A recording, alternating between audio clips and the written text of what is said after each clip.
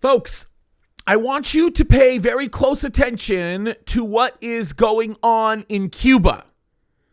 For those of you that might not be listening, and the video that I'm going to show you is going to blow your mind, okay? Because the description is so unbelievably incredible. But I want you to pay very close attention to what is going on in Cuba right now. Because for those of you that might not know, there are a group of people, and might I say a very large group of people in Cuba that are protesting and seeking to take a stand against the radically oppressive and murderous regime that has been marked by demonically oppressive Marxism, and they are seeking to eliminate it now from their country or what's left of their country. Now, what's even more crazy about what's going on in Cuba is the leftist government that we have here in the United States of America, which is fueled by the woke industrial complex, is seeking to embrace the very thing that Cubans are fighting to get rid of after so many years of demonic oppression.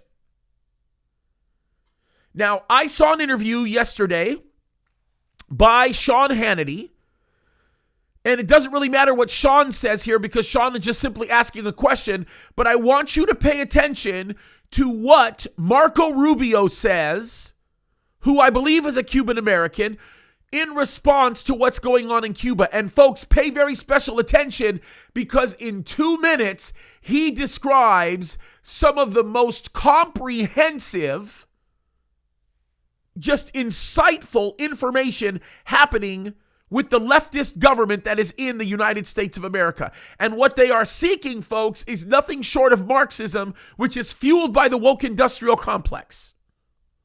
So pay very special attention to what Senator Rubio says, and then we'll talk about it in just a second. Pay attention to what he says here. Look, I do think, and it's pretty clear that there are people out there that aren't saying anything, and the president took a whole day to say it. At least he finally said something. He still left out the word Marxist and communist and socialist.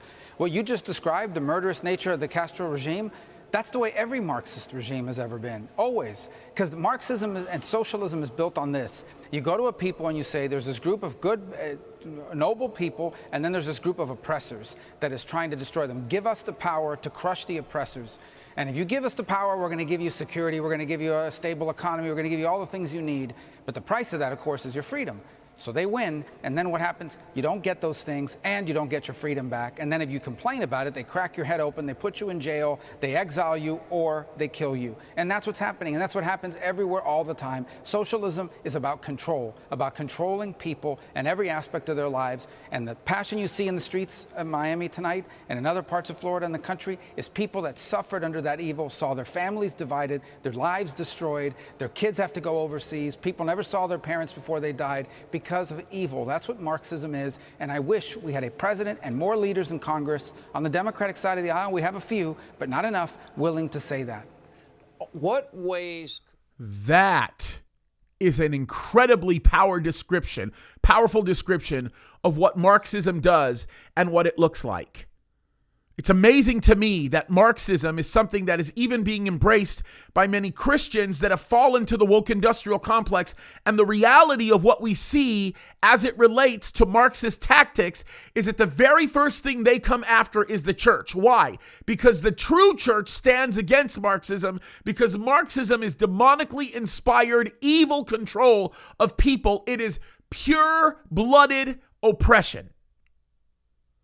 Now, it's important for us that we recognize this. It's important that we recognize that the current administration in office right now is seeking socialism, is seeking Marxism, and this is where it will end up going. Folks, it's time to stand up for righteousness. The way we defeat this, as we continue to speak about it with one another, we tell each other what it really is. And we stand for righteousness, and we do not allow our so-called leaders, yes, even in church, to promote this garbage. Why? Because this is the very thing that will destroy a society. Why? Because they do not have any virtue. They could care less about the law of God. They could care less about the things of God. And this is exactly the expense that we pay. This is the price that we pay when we turn away from the true and living God. The bottom line is this: we need to open our eyes and look around and see what's going on, because this is the reality of what is happening in this country, you guys. Time to end this. Time to stand for righteousness and do what's right. God bless you.